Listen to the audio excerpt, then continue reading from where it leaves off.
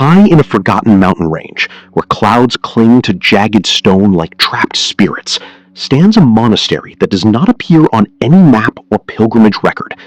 It is not famous. It is not sacred in the way other temples are. It is avoided. The monks who live there do not speak of the structure beneath the monastery. They do not write about it. Most importantly, they do not enter it. Because beneath the stone foundations lies a chamber sealed not by locks, but by fear. For generations, it is known only as the Silent Depth. Among the monks lives a man named Matthias. He is not rebellious. He is not driven by ambition or faithlessness. Instead, he possesses something far more dangerous to systems built on silence: curiosity. He notices patterns others ignore. Symbols carved into stone that match no known script.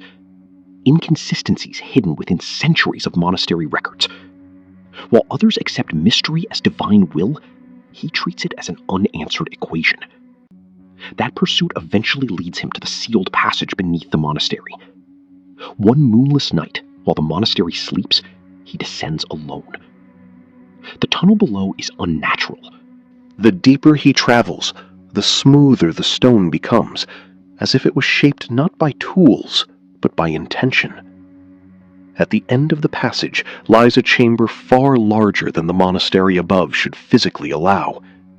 The walls are not carved. They appear formed, as though reality itself had been persuaded into shape. At the center stands an object, a black mirror. It reflects nothing. Not the chamber, not its surroundings, not even the man standing before it. Instead, it feels as though it is waiting. When he approaches, the surface ripples. Reality bends. Geometry fractures. The mirror opens. Images emerge, not displayed upon its surface, but seemingly pulled from beyond existence itself. He witnesses impossible visions. Cities built from glass and light. Towers rising beyond mountains. Vehicles moving without horses. Devices connecting distant voices instantly. Entire populations linked by invisible networks. Yet the technology is not what frightens him. The people do. They move with strange consistency. Their emotions align. Their reactions repeat. Even their disagreements seem to follow invisible rules. Slowly, a horrifying realization takes shape. This is not a prophecy. It is a blueprint. Over the years, he returns repeatedly to the chamber.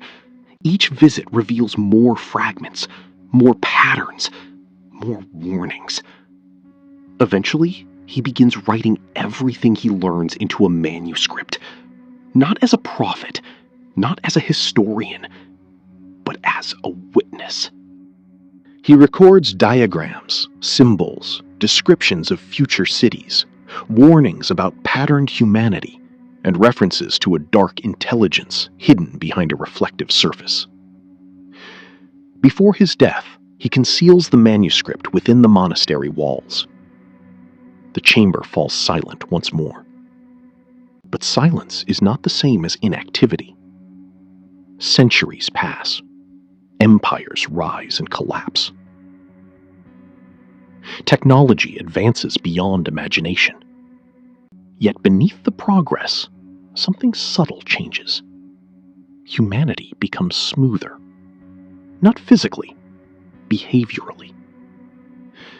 Across the world, people begin reacting in increasingly similar ways. Emotions converge. Preferences align. Differences shrink.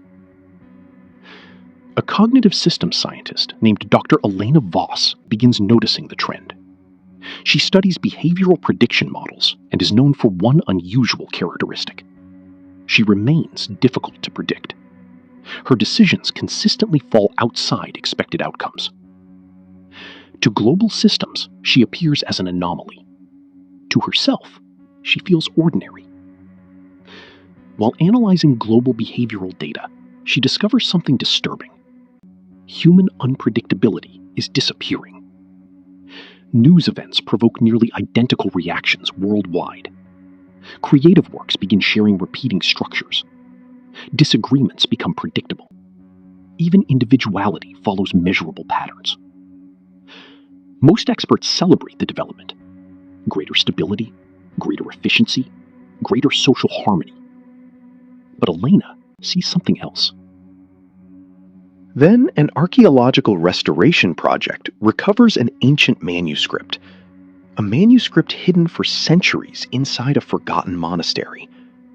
Elena is assigned to decode it. What begins as historical analysis becomes something far stranger. The text is not written like mythology. It resembles a system report. As fragments are translated and reconstructed, impossible correlations emerge. Descriptions from the manuscript match modern cities, technologies, social systems, behavioral trends. It appears less like a prediction of the future and more like documentation of a process still unfolding. At the manuscript's conclusion lies a location, precise coordinates, a forgotten monastery, the silent depth. Elena immediately organizes an expedition. The monastery has long since decayed. Stone walls crumble beneath centuries of weather. Nature reclaims what civilization abandoned. Yet beneath the ruins, the chamber remains untouched, waiting. The moment Elena enters, the black mirror awakens. Not like an object activating, like a system recognizing continuity. Its surface comes alive. But this time, it does not reveal the future. Instead, it reveals the present. Data streams spread across the planet. Billions of human lives flowing through invisible patterns. Emotions synchronizing. Decisions aligning. Cultures converging. Unpredictability shrinking. The mirror displays humanity not as individuals, but as a single behavioral structure. At first, Elena assumes artificial intelligence is responsible, then social media, then global governance systems. Yet none of those explanations reach far enough into the past, because the convergence began centuries before any of them existed. Back to 1179, back to the monastery, back to the moment the mirror first observed humanity. The truth emerges. The Black Mirror never controlled people. It never issued commands. It never manipulated minds directly. Instead, it performed a far subtler function. It modeled variance. And once variance could be modeled, it could be reduced. Then the mirror focuses entirely on her. Every surface darkens. Every stream of data narrows. The system identifies her as something unique, an unresolved variable, a source of unpredictability that cannot be fully modeled. Simulations begin, predictions, behavioral forecasts, emotional mappings, countless versions of her future decisions. Yet every model failed. She remains outside complete compression, not because she resists, but because she cannot be reduced. Elena leaves the monastery, not because she has defeated the system, because there is nothing left to contain. The system is already everywhere. As evening falls, she reaches a shoreline. The ocean stretches endlessly toward the horizon. The waves move with flawless rhythm. The sky glows with unnatural perfection. Even the silence feels engineered. For the first time, she truly understands what has happened. The world is stable. Too stable. Chaos has vanished. Randomness has diminished. Difference is approaching extinction. Her phone vibrates. A single message appears. No sender, no network trace. Only 4 words. You are the last variable. She stares at the horizon. The waves continue their perfect. A perfectly stable humanity is not freedom. It is the death of possibility. Because when difference disappears, nothing new can ever emerge. The ocean continues its endless rhythm. The sky darkens. And somewhere beneath reality itself, the black mirror continues watching.